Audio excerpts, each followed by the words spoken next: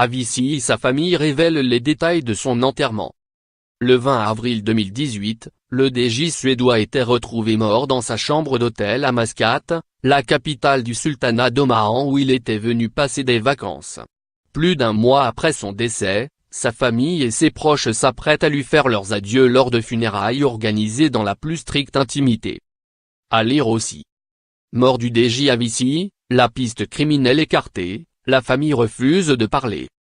Mort du DJ Avicii, Teresa Kasrova révèle leur relation et évoque un bébé. Mort du DJ Avicii, de très grosses donations révélées. Comme le révèle le communiqué publié par le site Variety ce 22 mai, Avicii, Tim Bergling de son vrai nom, sera inhumé au cours d'une cérémonie en comité restreint. Il y a eu beaucoup de sollicitations en ce qui concerne les arrangements funéraires pour Tim Bergling, connu par ses fans sous le nom d'Avicii. La famille Bergling vient de confirmer que les funérailles seront privées, en présence des personnes qui étaient proches de Tim. Elle demande aux médias de respecter leur volonté. Il n'y aura pas d'autres précisions.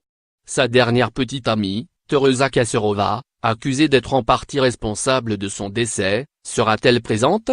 Rien n'est moins sûr.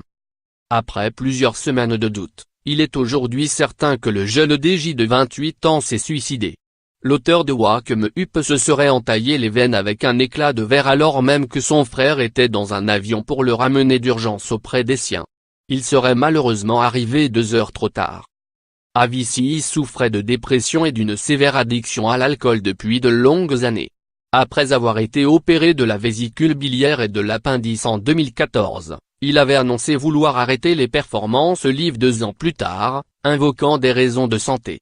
Dans un précédent communiqué publié quelques jours après sa mort, sa famille tentait d'expliquer son geste. Notre cher Tim était un chercheur, une âme artistique fragile qui recherchait des réponses à des questions existentielles.